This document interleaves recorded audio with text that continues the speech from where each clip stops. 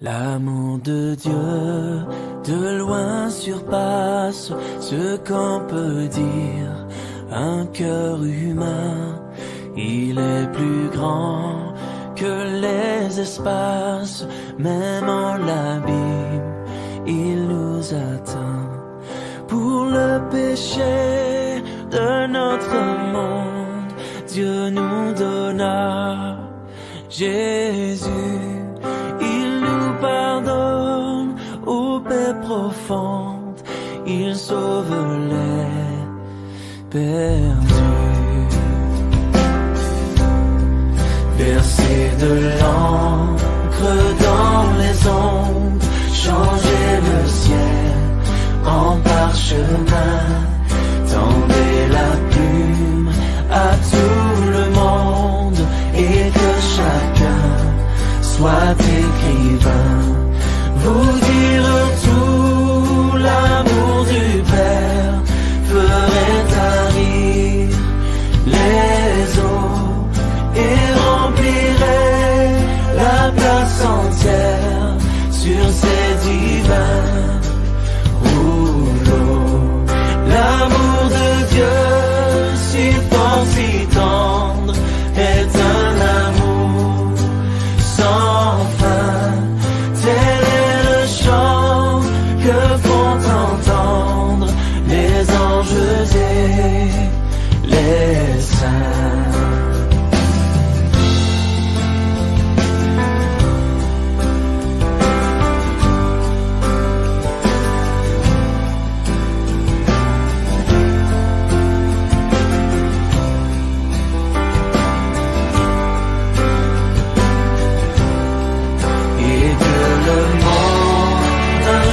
Chancelle avec ses trônes et ses rois, quand trembleront tous les rebelles, soudain saisis d'un grand effroi. De Dieu l'amour que rien ne lasse, pour nous encore vivra. C'est le miracle de la grâce. Amen, alléluia.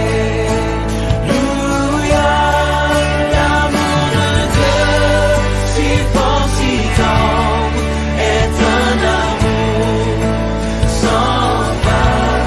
Tel est le chant que font entendre les anges et les saints.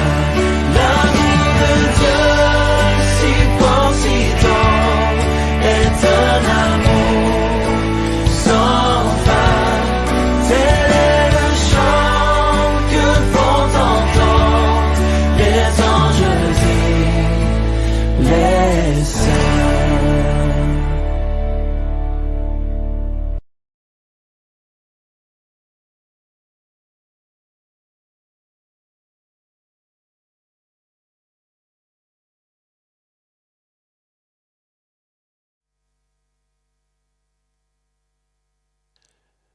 Très heureux de pouvoir vous accueillir pour partager avec vous ce message extraordinaire appelé l'Évangile, la bonne nouvelle du salut en Jésus-Christ. C'est un privilège de pouvoir partager la bonne nouvelle en tout temps, dans des circonstances particulières, comme dans des circonstances banales de la vie. Il est important pour nous de pouvoir être au courant de ce que Dieu veut faire dans nos vies, du projet qu'il a pour chacun d'entre nous et de la grâce qu'il veut témoigner aux uns comme aux autres. J'aimerais vous inviter à ouvrir avec moi la Bible, la parole de Dieu. On va lire ensemble 2 passages d'introduction. Le premier passage se trouve dans l'Évangile selon Jean, au chapitre 3. C'est un des passages les plus connus de la Bible. Et il est dit ceci, c'est Jésus qui parle. « Car Dieu a tant aimé le monde qu'il a donné son Fils unique, afin que quiconque croit en lui ne périsse point, mais qu'il ait la vie éternelle. Dieu, en effet, n'a pas envoyé son Fils dans le monde pour qu'il juge le monde, mais pour que le monde soit sauvé par lui. Celui qui croit en lui n'est point jugé, mais celui qui ne croit pas est déjà jugé parce qu'il n'a pas cru au nom du Fils unique de Dieu. Le deuxième passage se trouve dans la première épître de Jean. On va lire ensemble au chapitre 4, 2 versets bibliques à partir du verset 9e.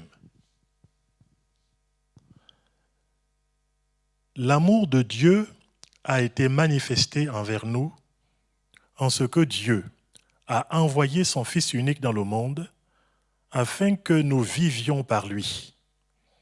Et cet amour consiste non point en ce que nous avons aimé Dieu, mais en ce qu'il nous a aimés et a envoyé son Fils comme victime expiatoire pour nos péchés. J'aimerais sincèrement, du fond de mon cœur, avoir ce moment de partage avec vous, de cœur à cœur. Par la grâce de Dieu, j'ai personnellement expérimenté cet amour du Seigneur qui m'a été révélé, que j'ai connu après la prédication du plein évangile que j'ai reçu dans mon cœur. Et c'est vrai que cet amour de Dieu a complètement bouleversé mon existence, a transformé ma vie. Je peux donc parler quelque part de façon expérimentale parce que j'ai vécu cette expérience et je vis cette expérience aussi au quotidien de l'amour de notre Dieu. Et j'aimerais du fond de mon cœur que vous qui m'écoutez, quelle que soit votre condition, quel que soit votre arrière-plan, ma prière, c'est que le Saint-Esprit puisse ouvrir vos yeux sur le plan spirituel pour que vous puissiez connaître cet amour de Dieu et que cet amour aussi apporte la réponse à vos interrogations, vous apporte les certitudes dont vous avez besoin, vous arrache aux choses qui vous font souffrir et vous font découvrir ces dimensions peut-être que vous avez ignorées jusqu'à ce jour. Et pour ceux qui connaissent déjà l'amour de Dieu, ma prière, c'est que nous soyons de plus en plus fondés et enracinés dans cet amour du Seigneur, afin de ne pas être déstabilisés par des choses que l'on peut ressentir, par des choses que l'on peut voir, par des choses que l'on peut entendre. Dieu a tant aimé le monde.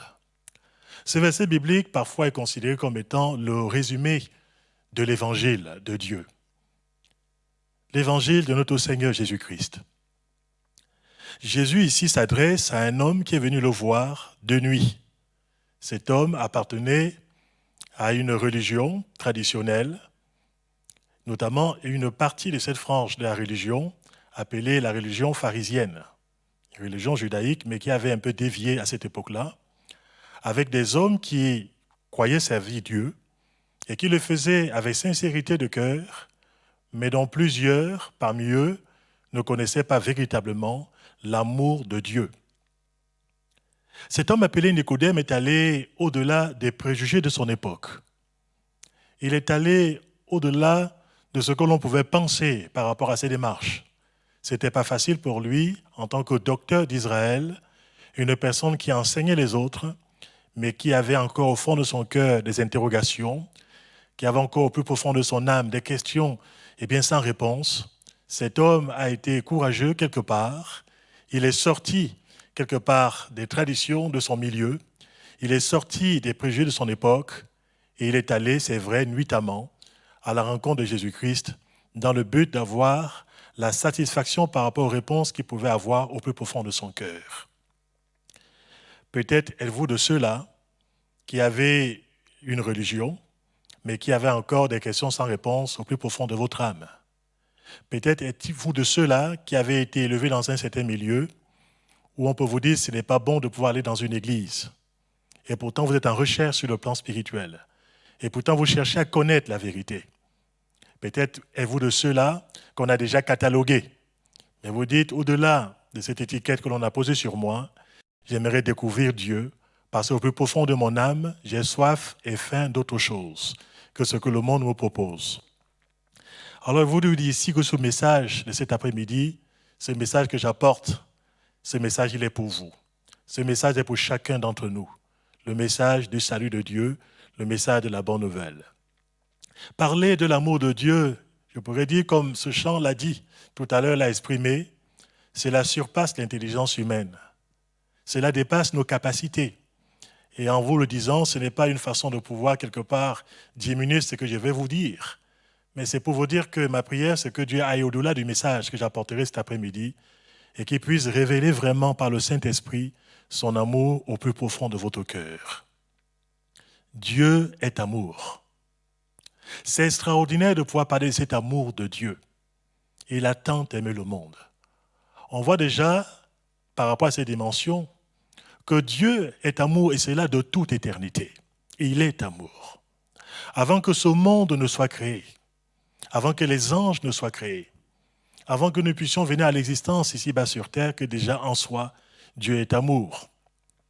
Et pour qu'il puisse avoir de l'amour, pour qu'il puisse exprimer cet amour, cela montre qu'il a toujours témoigné cet amour, de toute éternité. Cet amour qu'il a témoigné à son Fils, cet amour qu'il a témoigné au Saint-Esprit, cet amour qui existe dans les trois personnes de la divinité, le Père, le Fils et l'Esprit. Un amour ineffable, un amour glorieux, parce que l'amour se manifeste aussi dans l'objet de ce que l'on aime. Où je peux comprendre pourquoi, par la suite, quand Jésus est venu ici-bas sur terre, Dieu pouvait dire, par rapport à lui, « Celui-ci est mon Fils bien-aimé en qui j'ai mis tout mon plaisir. » Cela ne datait pas aujourd'hui, c'était avant que le monde fût, qu'il y a déjà eu cet amour entre le Père et le Fils, entre le Père et le Saint-Esprit. Dieu est amour. Voilà pourquoi aussi Dieu, dans sa grâce, a manifesté cet amour déjà, concrètement, au travers de la création. C'est vrai, quand on regarde l'immensité de ce qui nous environne, quand on regarde ce monde, quand on regarde les étoiles, quand on regarde les océans, quand on regarde toute la nature, on est impressionné par rapport à la beauté, par rapport à la sagesse qui a présidé à toute cette réalité. C'est par amour que Dieu s'est manifesté en créant ainsi tout ce qui existe. C'est par amour qu'il a choisi de créer l'être humain après avoir créé aussi les autres créatures. L'être humain étant le centre de la création de Dieu. Il a voulu le faire à son image et à sa ressemblance. Par amour pour lui aussi, après la chute de l'être humain, Dieu n'a pas voulu le laisser dans ses ténèbres, loin de sa face, complètement perdu, dans la misère et dans les chaînes, subjugué par le diable, qu'il avait suivi dans sa rébellion. Mais Dieu a conçu de toute éternité un plan de rédemption, un plan pour aller chercher l'homme qui était déchu, un plan pour pouvoir le sauver de sa perdition, pour qu'il puisse avoir de nouveau une communion avec lui. Oui, Dieu est vraiment amour. Cet amour qui manifeste une largeur de cœur extraordinaire. Il nous a dit qu'il a tant aimé le monde. Le monde que Dieu a aimé n'était pas et n'est pas le monde parfait des créatures qui sont toujours dociles, des créatures qui sont parfaites, des créatures qui sont obéissantes. Ce serait tellement facile de pouvoir aimer des gens qui sont aimables. Mais ce monde que Dieu a choisi d'aimer, c'est le monde que nous habitons. Un monde qui est souillé par le péché. Un monde qui est vautré dans les ténèbres. Un monde où les hommes et les femmes, quel que soit leur arrière-plan, nous sommes tous pécheurs. La Bible nous dit que nous avons tous péché et nous sommes privés de la gloire de Dieu. Un monde qui est vautré dans la fange de l'iniquité. Un monde avec ses injustices, un monde avec son orgueil, un monde avec sa luxure, avec son impudicité, avec ses adultères, avec ses mensonges, avec son hypocrisie, avec ses religions ténébreuses. Un monde avec son hypocrisie, un monde avec ses colères, avec ses haines, un monde complètement subjugué par le diable et complètement dans les ténèbres. C'est ce monde-là que Dieu a tant aimé. Ce n'est donc pas un monde idéal, ce n'est pas un monde parfait. C'est un monde qui le haït. Un monde qui a de la détestation par rapport à Dieu. Un monde où se trouvent des athées, des rebelles, des personnes qui jurent contre le nom de Dieu, des personnes qui blasphèment son nom à longueur de journée. Voilà ce monde perdu que le Seigneur a tant aimé.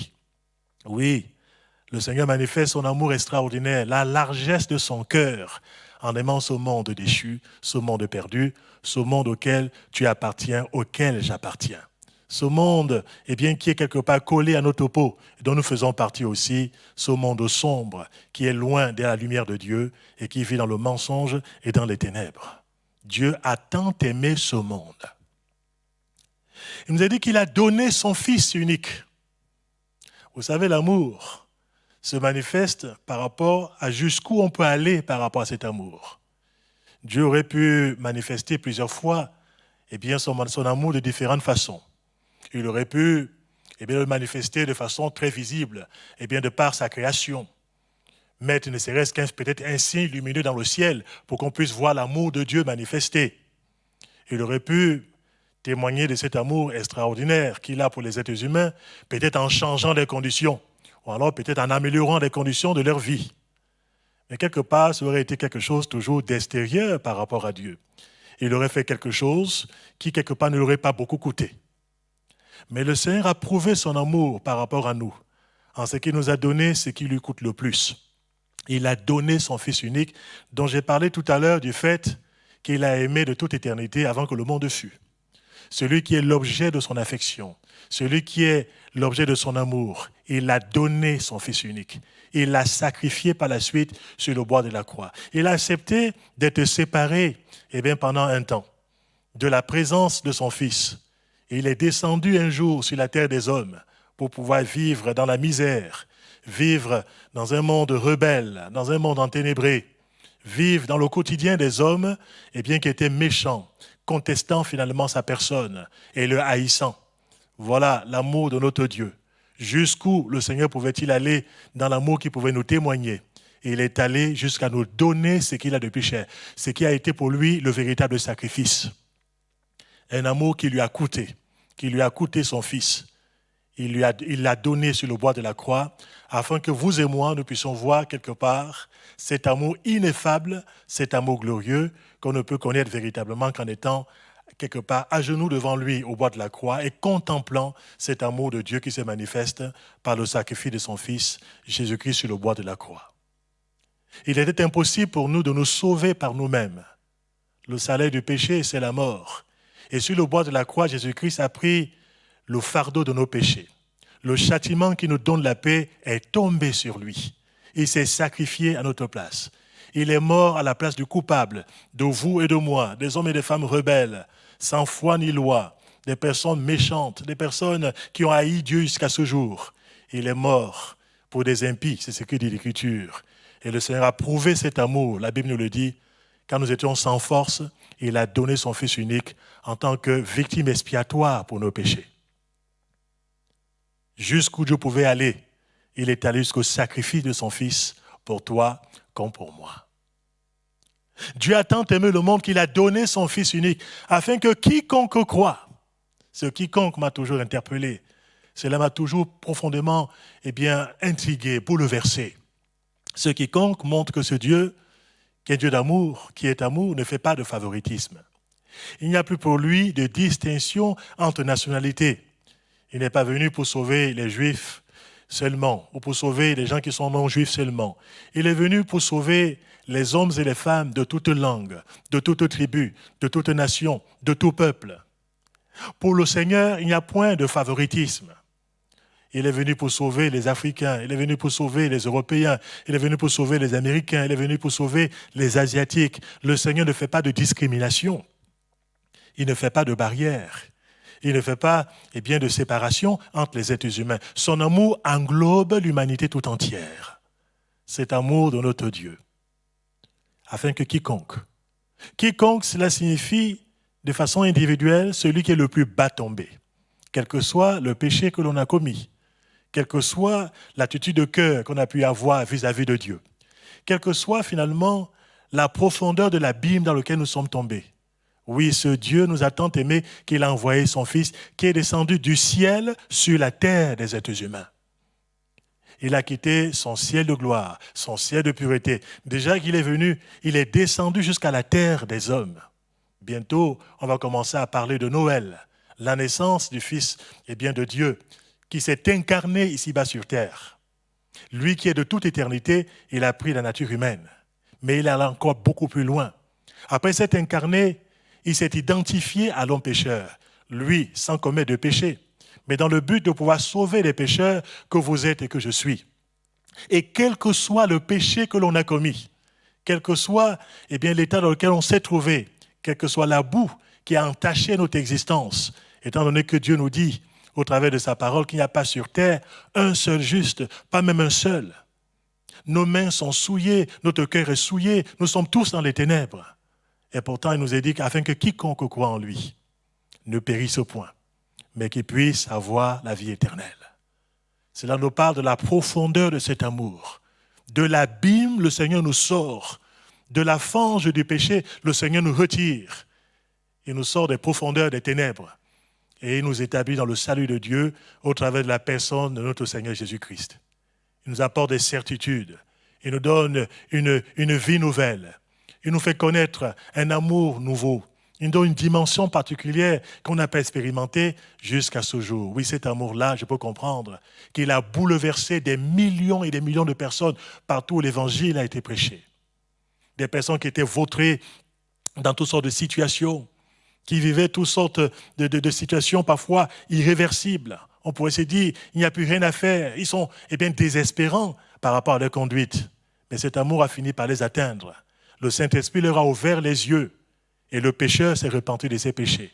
Et il a saisi la main tendue du Seigneur et sa vie a été complètement transformée et elle a été bouleversée.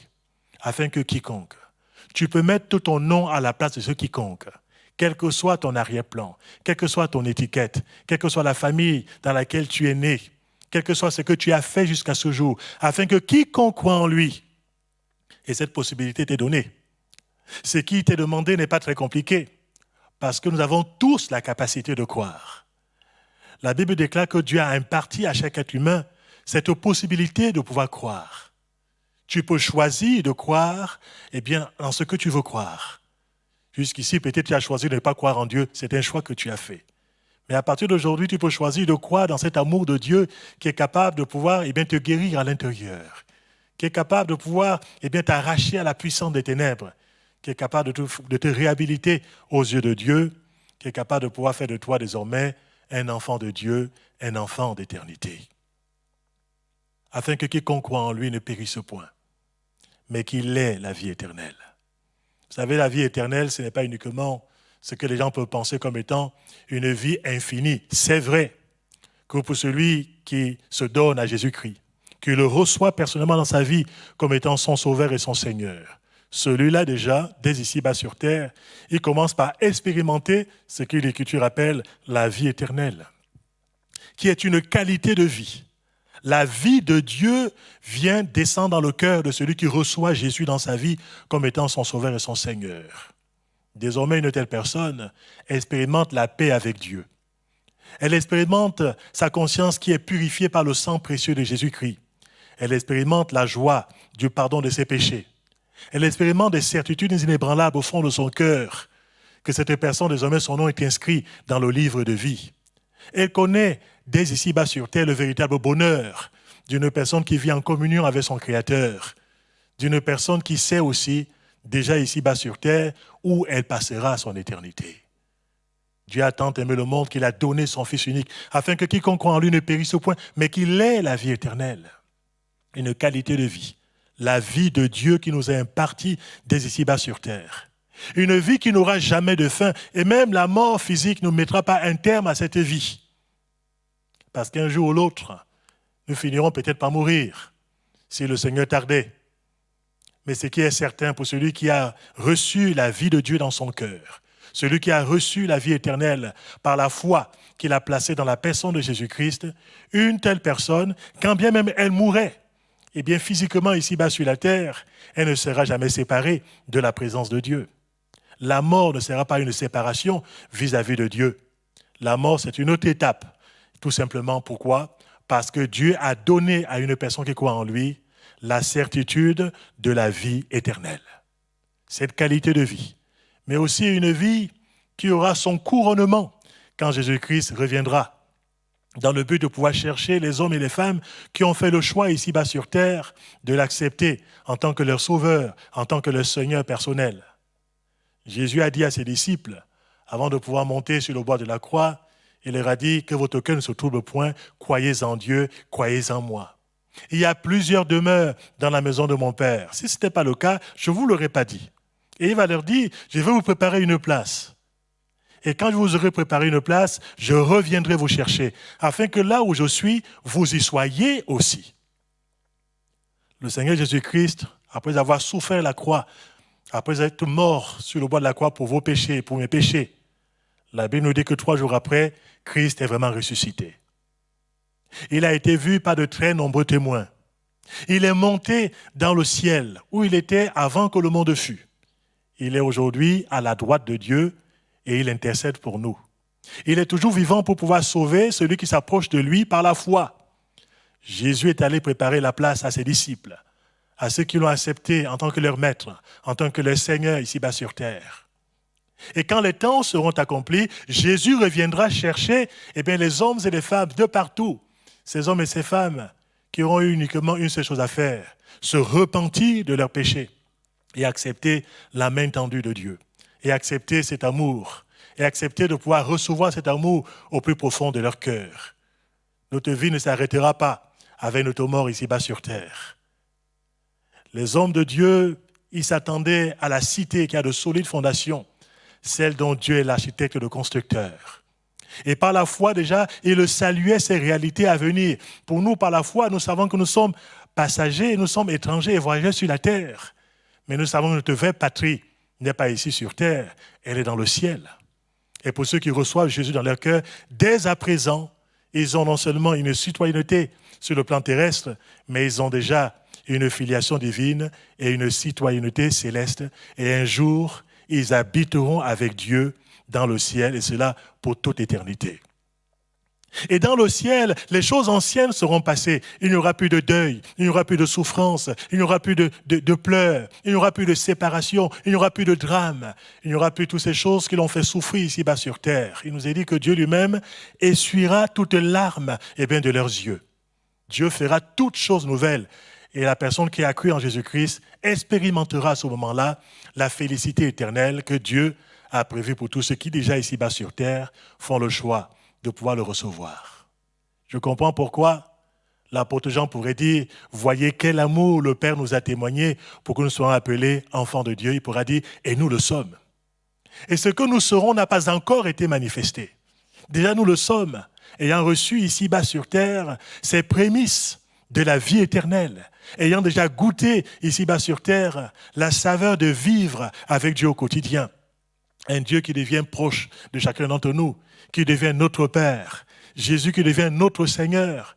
Nous devenons nous aussi une habitation de Dieu en esprit.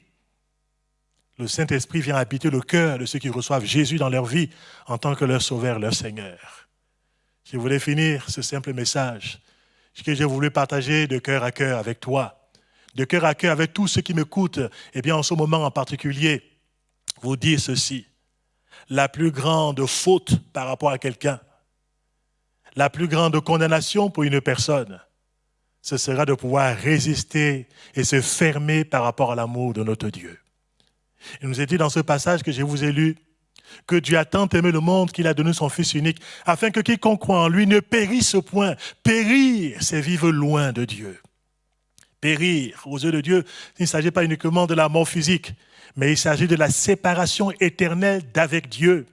Il s'agit de la colère de Dieu qui reste sur notre cœur. Pourquoi? Parce qu'on a résisté à la main tendue du Seigneur. On a endurci son cœur. On n'a pas voulu recevoir la grâce de notre Dieu qui nous a été proposée. À ce moment-là, ce n'est pas Dieu qui nous condamne. C'est nous-mêmes qui nous condamnons à vivre éternellement, à ce moment-là, loin de la face du Seigneur. Dans les pleurs éternels, dans le châtiment éternel, dans la colère éternelle, que le Seigneur aimerait vous éviter, et bien qu'il aimerait m'éviter personnellement. Mais c'est un choix que nous sommes appelés à faire déjà ici-bas sur terre. Une fois que nous sommes décédés, le choix a déjà été fait, il a déjà été scellé. Pendant que nous en avons conscience, pendant que nous pouvons encore dire aujourd'hui, pendant qu'on peut dire maintenant, c'est aujourd'hui le jour du salut. C'est aujourd'hui que quelqu'un peut dire, Seigneur, je ne connaissais pas cet amour de Dieu. Maintenant que le Saint-Esprit m'a éclairé au travers de ta parole, maintenant que je suis au courant du plan que tu as pour ma vie, je saisis la main puissante de mon Dieu. Je veux passer du camp du diable à celui de Dieu. Je veux passer du camp des ténèbres à la lumière du Seigneur. Je veux passer du camp de ceux qui t'ont haï, et bien jusqu'à ce jour, au camp de ceux qui t'acceptent et qui veulent devenir disciples du Christ.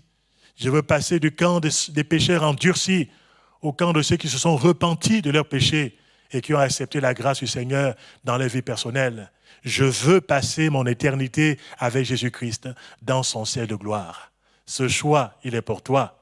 Ce choix m'a été proposé maintenant, il y a plus de 30 ans dans ma vie.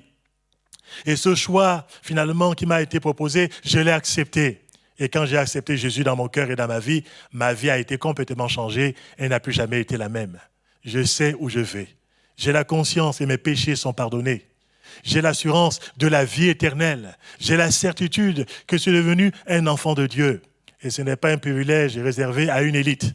Puisqu'il vous a dit que quiconque finalement reçoit le Christ peut déjà, dès ici-bas sur la terre, avoir la certitude de la vie éternelle. Vous savez, la Bible nous dit ceci, je conclue avec ce verset biblique, que Dieu a tout remis entre les mains de son Fils. Jean chapitre 3, du verset 35 au verset 36. Afin que celui qui a le Fils, il a la vie. Mais celui qui n'a pas le Fils de Dieu n'a point la vie, mais la colère de Dieu demeure sur lui. Quel sera ton choix? Veux-tu demeurer sous la colère de Dieu, dans l'indifférence, avec un cœur qui se ferme de plus en plus à cet amour de Dieu, qui se replie sur lui-même et qui se vaut dans le péché et qui veut suivre les voies du diable? Ou alors veux-tu faire ce choix en disant, Seigneur, c'est vrai, j'étais auparavant un ignorant, mais aujourd'hui, tu m'as éclairé par ta parole, je sors du camp de l'ignorance, désormais j'accepte ta vie dans mon cœur, je reçois Jésus dans ma vie comme étant mon sauveur et mon Seigneur. Si tel est ton choix, je pourrais dire que c'est un choix que jamais tu ne regretteras. C'est un choix pour lequel tu béniras Dieu à partir de maintenant et cela tout au long de ta vie. Parce que dès à présent, si tu le fais, ce choix, avec sincérité de cœur, ton nom sera inscrit dans le livre de vie. Parce que tu as reçu la parole de Dieu, tu as reçu la parole incarnée dans la personne de Jésus-Christ. Et à tous ceux qui reçoivent cette parole dans leur cœur, Dieu leur donne le pouvoir de devenir enfants de Dieu. J'aimerais que nous puissions remercier le Seigneur ensemble, que nous puissions prier notre Dieu. Seigneur, je te remercie pour le simple message que tu as mis sur mon cœur, que j'ai voulu partager avec mon cœur aussi. Oui, parce que j'ai connu cet amour de Dieu et j'y ai cru. Et ma prière, c'est que maintenant que des gens le connaissent, maintenant que tu m'as permis de pouvoir dire ces choses avec même des lèvres balbutiantes, avec la faiblesse de mon langage, je suis quand même persuadé que malgré tout, tu peux ouvrir les yeux du cœur des personnes, tu peux les révéler ton amour, tu peux les faire passer de la mort à la vie. Je veux te remercier pour ce message qui est la puissance de Dieu pour le salut de quiconque croit. Ce Dieu qui est un Dieu d'amour, ce Dieu qui est amour. Et mon Dieu, je veux te remercier parce que ceux qui m'ont écouté et qui croient dans ta personne, mon Dieu, c'est toi qui les accueilles, c'est toi qui fais d'eux des enfants d'éternité, des enfants de Dieu. Pour toutes ces choses, je veux te remercier et te louer, mon Dieu et mon Père, au nom de Jésus-Christ, ton Fils. Amen. Béni soit le nom de notre Seigneur. Si vous avez reçu ce message dans votre cœur et si vous désirez approfondir la connaissance de l'amour de Dieu, je vous invite à lire les évangiles, à ne pas avoir honte de l'évangile de Jésus-Christ, à découvrir cet amour de votre Dieu, l'amour de notre Dieu. Je vous encourage à pouvoir commencer à prier simplement avec vos mots, comme un enfant peut prier à son Père céleste, disant à Dieu vos besoins, remerciant le Seigneur. Je vous encourage aussi à pouvoir dire aux gens qui vous entourent que désormais vous avez changé de camp, que désormais vous avez reçu Jésus dans votre vie comme étant votre Sauveur et votre Seigneur. Dites-le autour de vous, témoignez de l'amour de Dieu, parlez de Jésus-Christ autour de vous. Et je vous encourage, pour terminer, à vous rattacher à une église où on prêche le plein évangile, où Jésus-Christ est vraiment le chef, où la Bible est ouverte, où les évangiles sont considérés comme étant, eh bien, toujours ce livre d'actualité dont on a besoin aujourd'hui pour nourrir notre cœur et notre âme. Que le Seigneur vous bénisse dans votre démarche sur le plan spirituel et que vous soyez attachés à celui que vous avez choisi de pouvoir croire, à la personne de Jésus-Christ, non seulement pour ce temps, mais aussi dans la suite des temps. Que Dieu vous garde dans ses voies. Amen. Amen.